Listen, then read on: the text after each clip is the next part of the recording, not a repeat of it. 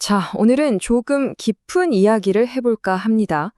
우리가 매일 쓰는 스마트폰, 이 디지털 일상을 쥐고 흔드는 보이지 않는 힘에 대한 이야기죠. 심층 사회학이라는 강력한 렌즈를 통해서 이 숨겨진 암호들을 하나하나 해독해 보겠습니다. 바로 들어가 볼까요? 우리 다들 매일 무심코 스크롤 내리고 좋아요 누르고 댓글 달잖아요. 그런데 진짜 한번 냉정하게 생각해보죠. 이 온라인에서의 선택들, 과연 온전히 여러분의 의지일까요? 아니면 혹시 우리는 이미 누군가가 정교하게 짜놓은 판 위에서 조종당하며 게임을 하고 있는 건 아닐까요? 오늘 우리가 파헤쳐볼 핵심 내용들입니다. 디지털 시대에 보이지 않는 손부터 시작해서 브루디우의 세 가지 렌즈, 알고리즘이 지배하는 아비투스, 이성 너머의 힘인 정동, 팬덤 사회의 위계와 권력, 그리고 마지막으로 데이터 식민주의까지 이 굵직한 개념들이 우리 일상과 어떻게 소름 돋게 맞아떨어지는지 바로 확인해 보시죠.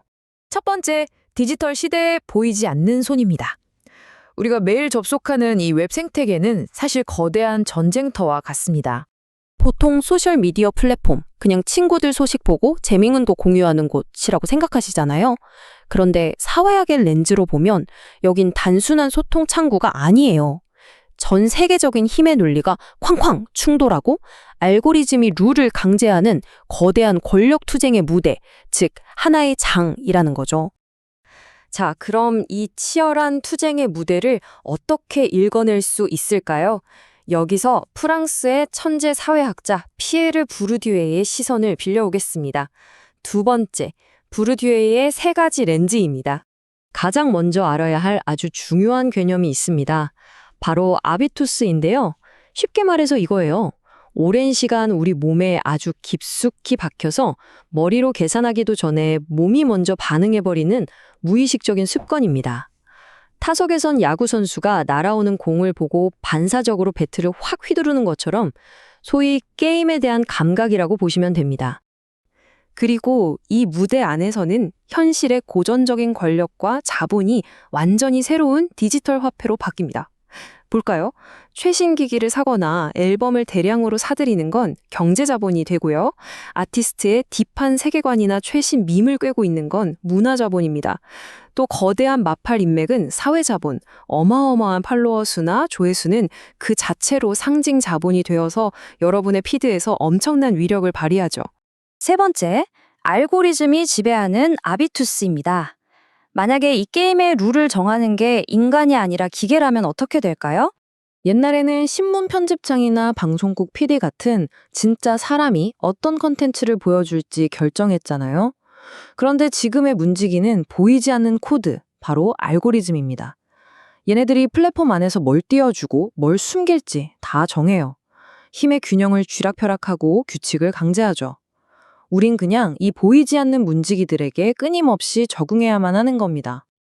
그러다 보니 우리는 진짜 우리도 모르는 사이에 이 생태계에서 살아남기 위한 생존 본능을 키우게 됩니다.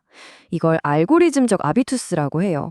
어떻게 하면 좋아요를 더 받을까, 어떤 해시태그가 먹힐까를 본능적으로 파악하고 내 자신을 알고리즘 입맛에 싹 맞추는 거죠.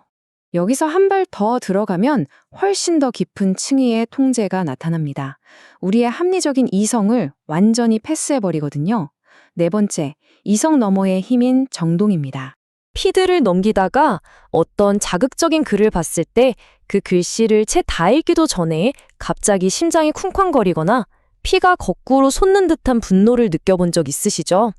그게 바로 정동입니다. 언어나 이성적인 판단이 내 뇌를 통제하기 전에 팍 하고 터져나오는 의식 이전의 엄청난 신체적 에너지의 변동을 뜻하는 겁니다. 이 대목에서 사회학계에 아주 재미있는 머리와 몸의 대결이 펼쳐집니다. 부르디유의 장 이론이 구조, 이성, 고정된 위계라는 아주 체계적이고 논리적인 머리를 설명한다면요. 반대로 들레즈나 마수미에의 정동 이론은 구조보다 앞서 폭발해버리는 날것의 신체 반응, 즉 예측할 수 없이 전염되는 감정적 에너지인 몸을 이야기하는 거예요. 두 관점이 극명하게 대비되죠. 자, 여기서 진짜 중요한 숫자가 등장합니다. 0.5. 바로 0.5초인데요. 학자인 브라이언 마수미가 발견한 건데 우리 신체가 자극에 반응하는 순간부터 뇌가 그걸 이성적으로 인지하기까지 딱 0.5초의 간격이 있다는 거예요. 순수하게 에너지만 존재하는 아주 무방비한 찰나의 시간인 거죠. 무서운 건 이겁니다. 거대 테크 기업들과 알고리즘이 바로 이 0.5초의 틈을 기가 막히게 가로채서 여러분의 반응을 조정한다는 거예요. 이걸 온토파워라고 부릅니다. 논리적으로 설득을 하는 게 아니에요. 그냥 신경계를 직접 자극해서 불안이나 열광을 콱 심어버리고 이성이라는 스위치가 켜지기도 전에 신체 반응을 유도해버리는 권력입니다. 그럼 이렇게 견고한 구조와 펄펄 끓는 감정이 가장 맹렬하게 충돌하면 어떻게 될까요? 5번째, 궁극의 디지털 투기장인 팬덤 사회의 위계와 권력입니다. 팬덤 하면 보통 순수하고 따뜻한 공동체를 떠올리잖아요. 현실은 완전 치열한 전쟁터입니다.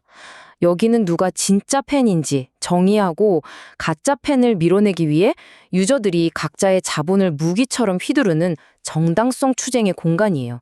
부르디에가 말한 상징폭력이 매일같이 타임라인에서 라이브로 펼쳐지는 거죠. 이 피라미드를 오르기 위해 팬들은 모든 무기를 동원합니다. 아티스트의 복잡한 세계관을 줄줄 꿰는 건 문화 자본이 되고 팔로워가 많은 이른바 네임드 계정의 파급력은 사회 자본이 됩니다.